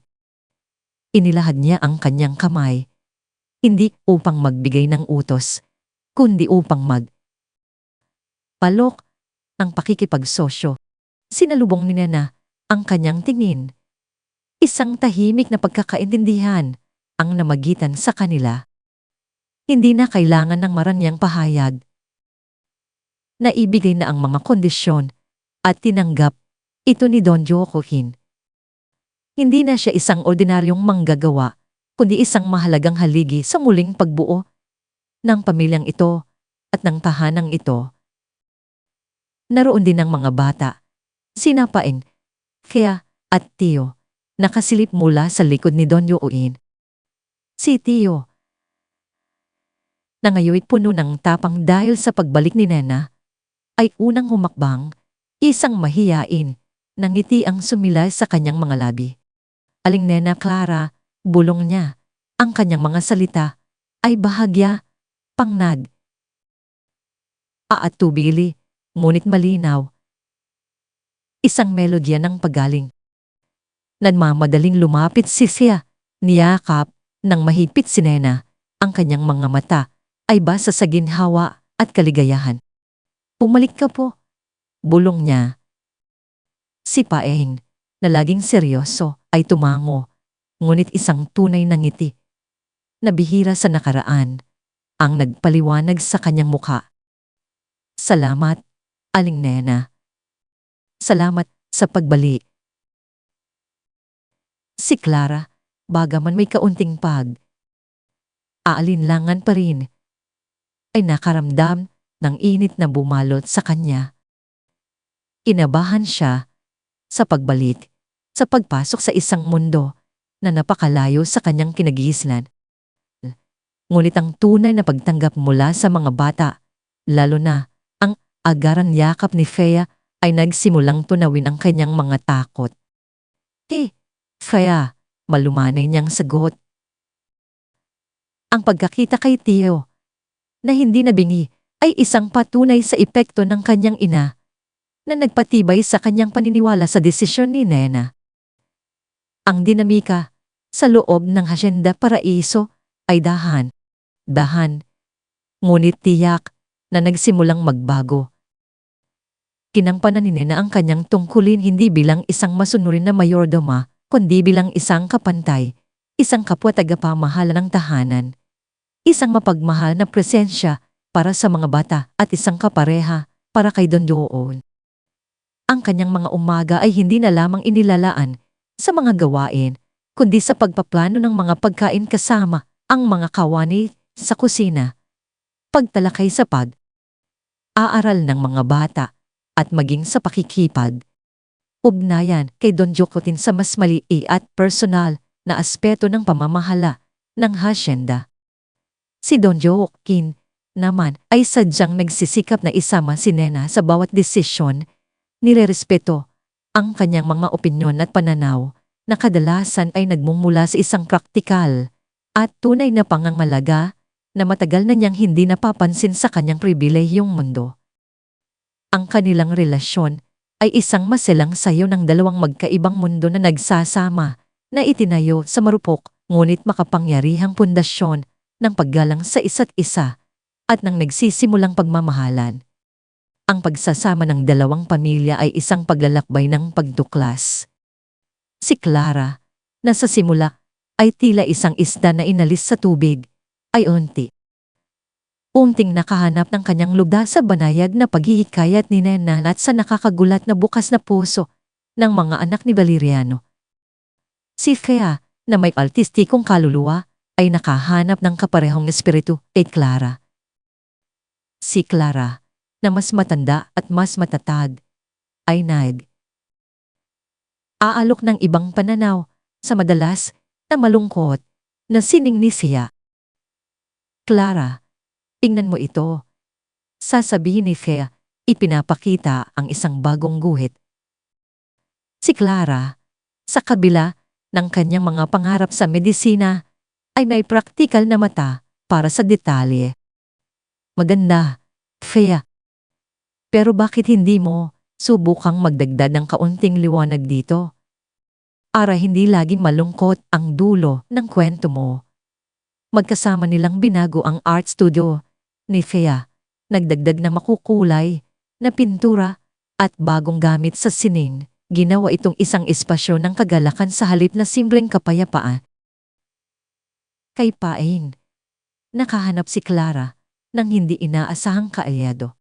Pagaman si Paing ay madalas pa ring sumasabog sa galit, si Clara, sa kanyang kalmadong ugali at matalas na talino, ay madalas na nakakapagpakalma ang sitwasyon. Madalas silang magkasamang aral. Si Clara ay mahusay sa siyensya at si Paing naman ay nahihirapan sa mga asignatura na sa tingin niya ay hindi interesante. Paing, kung iisipin mo ang anatomy ng tao, parang motorsiklo rin yan. Paliwanag ni Clara nang may pasensya. Bawat parte may function. Kung may sila ang isa, apektado ang kabuuan. Si Paeng, na nagulat sa kanyang analohiya, ay nakikinig at dahan, nagsimulang bumuti ang kanyang mga marka. Nakita niya rin ang kanyang sarili na nagtitiwala kay Clara tungkol sa kanyang mga pangarap at pagkadismaya, mga bagay na bihirang ibinabahagi niya sa iba. Si Tio, siyempre, ang pinakamalaking nagbago. Si Clara, sa kanyang hilig sa medisina, ay gumugol ng oras kasama si Nena sa pagtulong kay Teo sa mga pagsasanay sa pagsasalita, pagbabasa ng mga picture books, at pagbuo ng masalimuot na mga modelo na ngayon may mas malinaw na mga kwento. Ang kwento ni Teo ay naging isang pamilyar na aktibidad kung saan ang lahat ay nagtitipon upang marinig siyang buuin ang mga salaysay.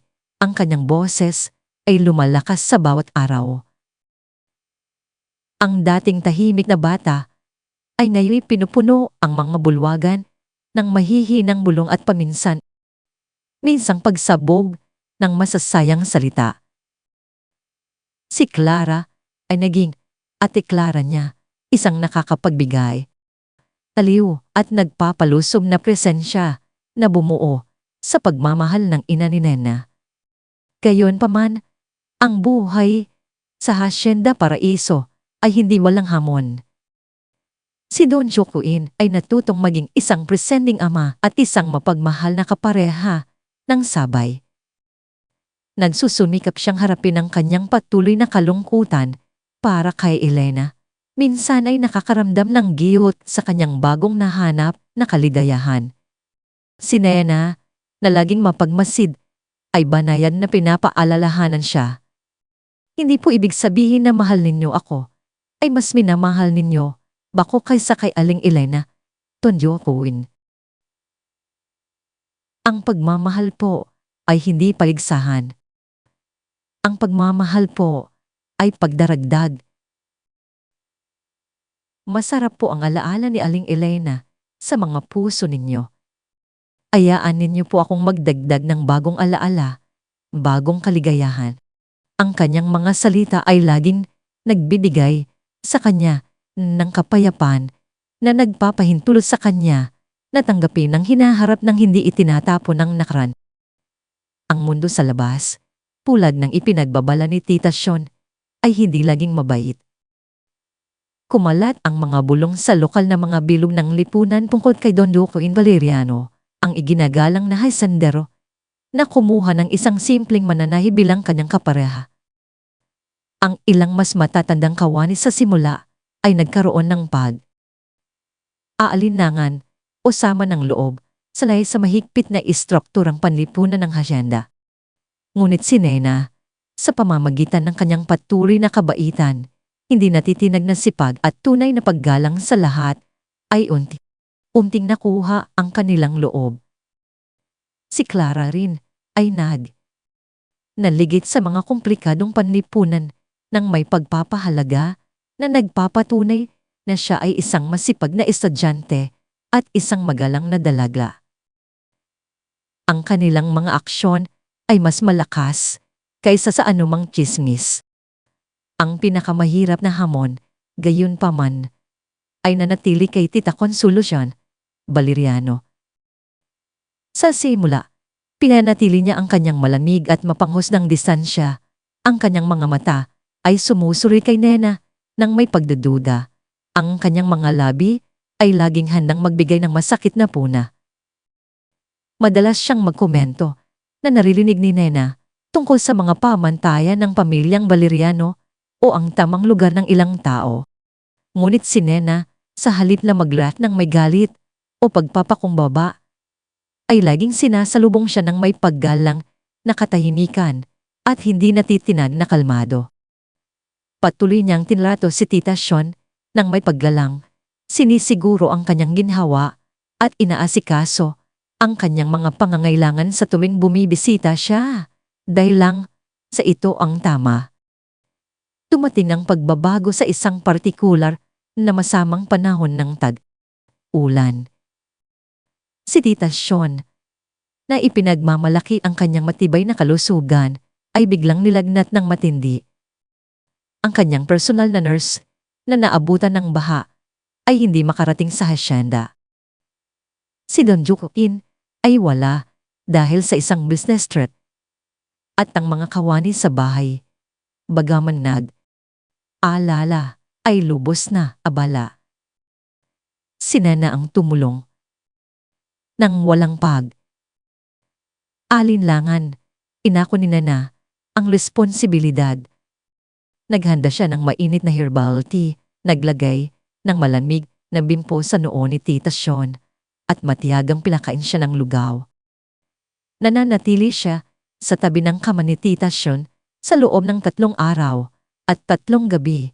Sinusuri ang kanyang temperatura, pinapalitan ang kanyang damit at nagbubulungan ng mga salita ng ginhawa.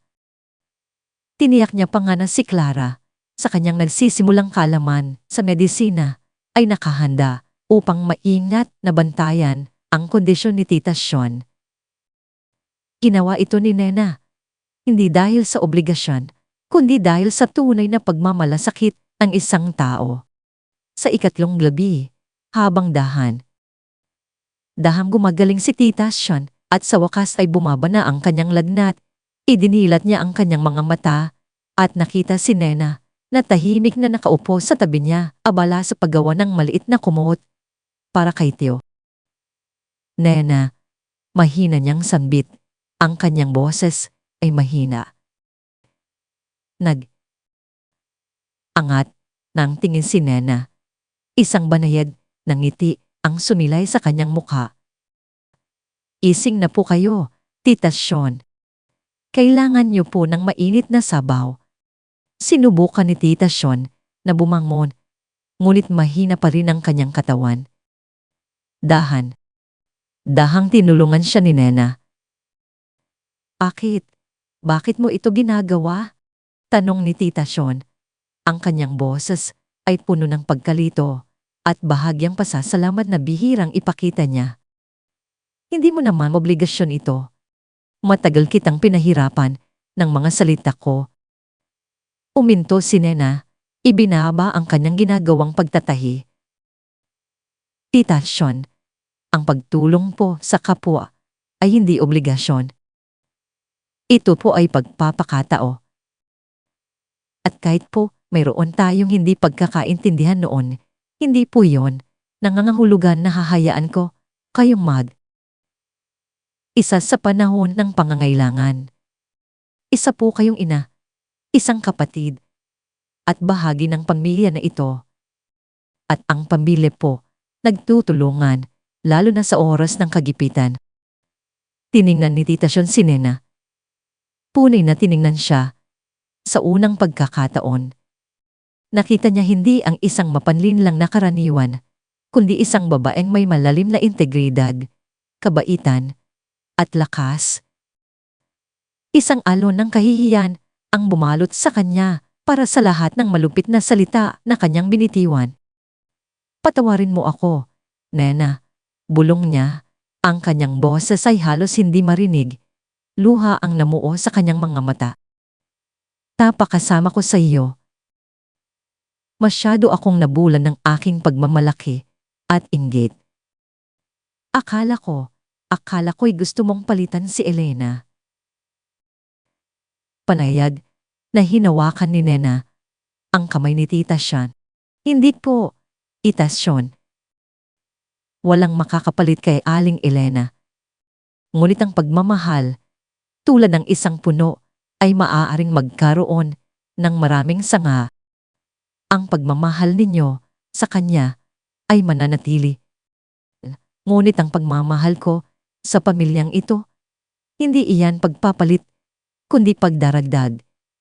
Mula noon, nagbago si Tita Sean.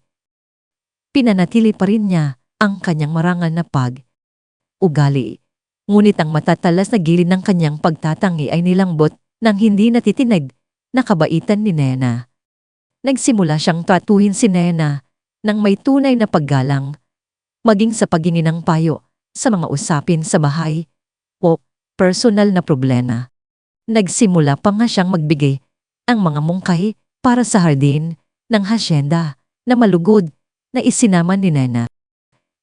Naging isang hindi inaasahang kaalyado siya, isang patunay sa ideya na ang pagmamahal at pag-unawa ay tunay na makakatalo sa lahat.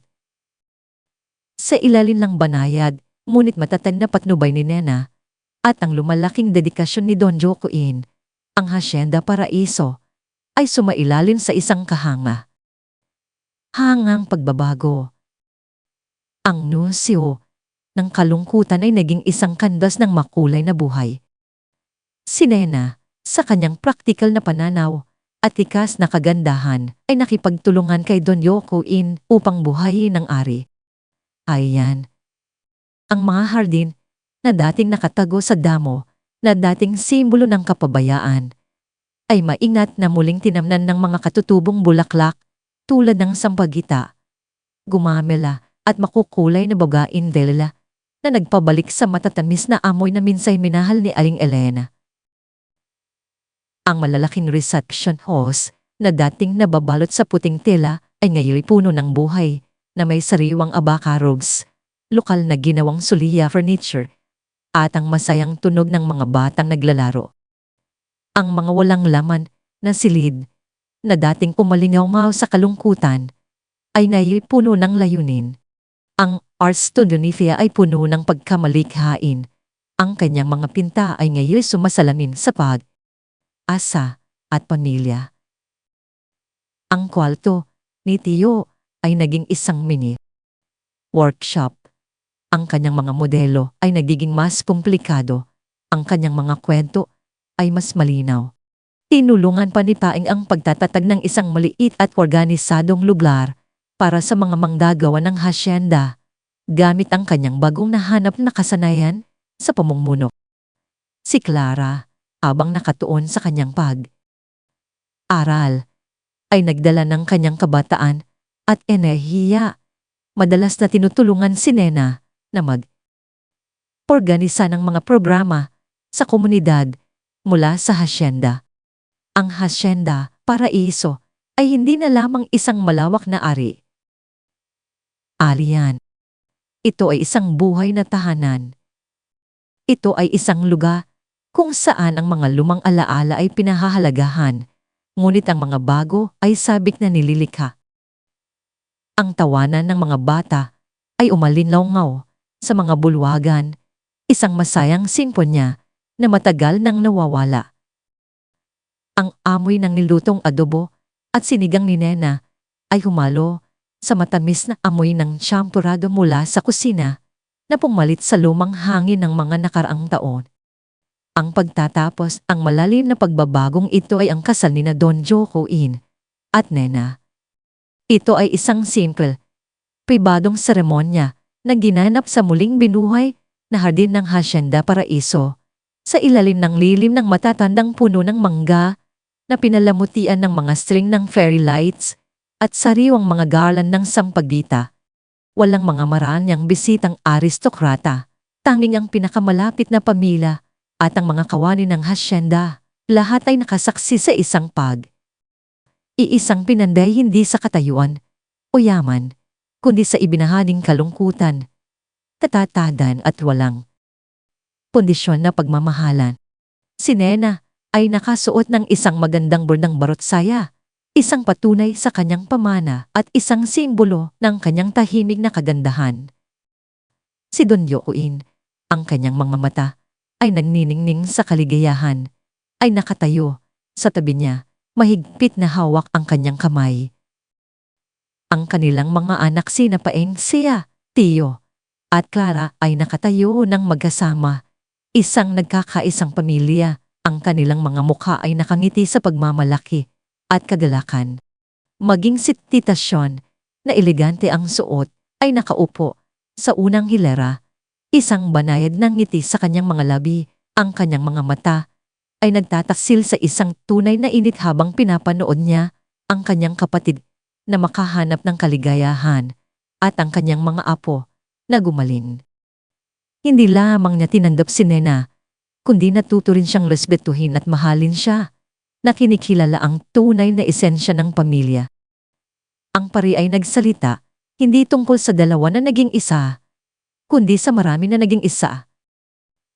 Isang pinaghalong pamilya na hinubog sa pamamagitan ng apoy at pagmamalasakit, pinagkaisa ng pagmamahal at isang ibinahaging paglalakbay ng paggaling. Ito ay isang pamilya na hindi tinukoy ng mga bloodlines o mga inaasahan ng lipunan, kundi ng kagustuhang tanggapin, patawarin, at mahalin ng walang hangganan. Pagkatapos na ang seremonya, habang nagsisimula ng lumubog ang araw na nagbibigay ng ginindoang sinag sa muling binuhay na hasyenda, nagtiton ang pamilya para sa isang simpleng salo. Salo. Ang tawanan, masiglang pag-usap, at ang tunog ng gitara ay pumuno sa hangin. Si Don Joaquin, na may nasiyahang buntong, hindi niya ay hinila si Nena palapit. Nena, bulong niya, maraming salamat. Pinigyan mo ako ng pangalawang buhay.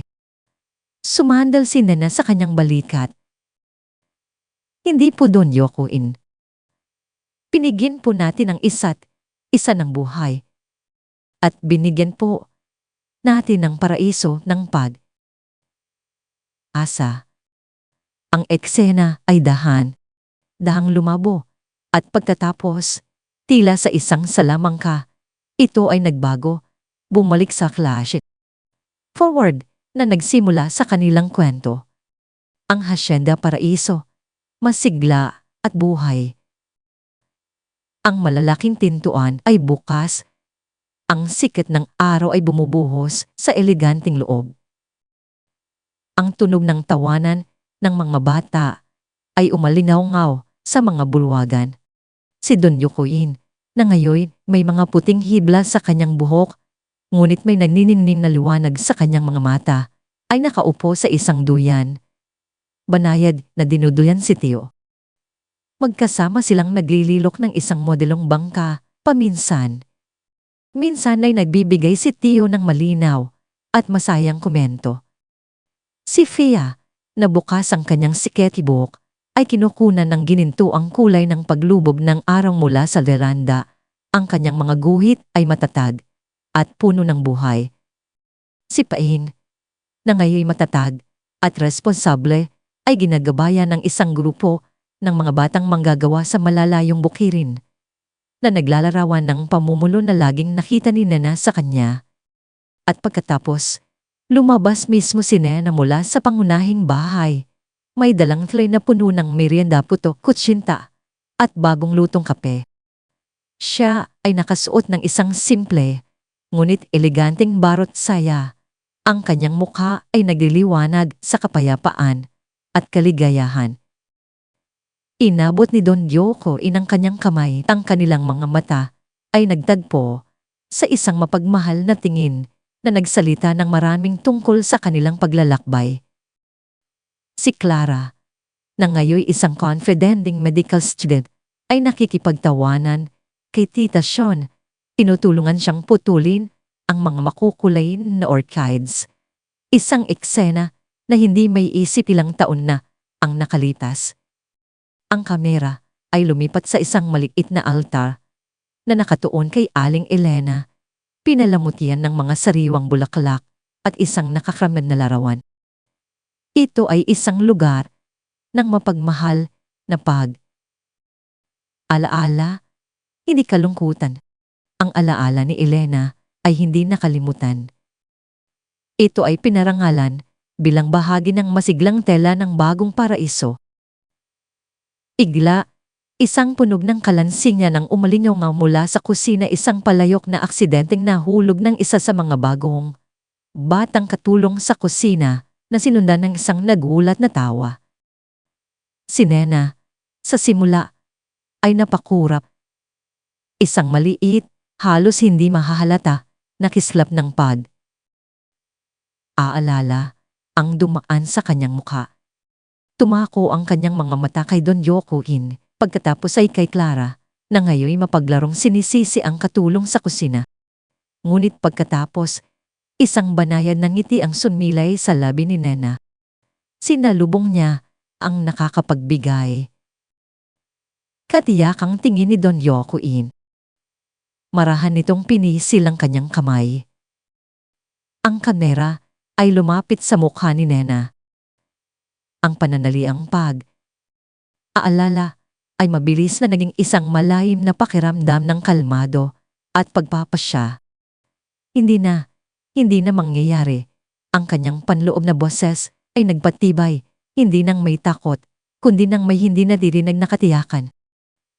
Ito ang kanyang tahanan, ang kanyang pamilya, na itinayo sa pagmamahal at unawa. Ang mga alingaw ng nakaraan, ang galit, at ang sakit, ay iyon lang. Mga alingaw na madaling nilamon ng singbo niya, ng tawanan, at ng masiglang tibok ng buhay na ngayon pumupuno sa Hacienda Paraiso. Ito ay tunay na paraiso muli, isang langit sa lupa, kung saan si Aling Elena ay walang pad. Aalinlangang titingin mula sa itaas ng may pagmamalaki. Alam na ang kanyang pamilya ay hindi siya nakalimutan, kundi nakahanap ng paraan upang patuloy na mabuhay, magmahal, at kumunlad na lumilikha ng isang pamana ng pad, asa, at paggaling.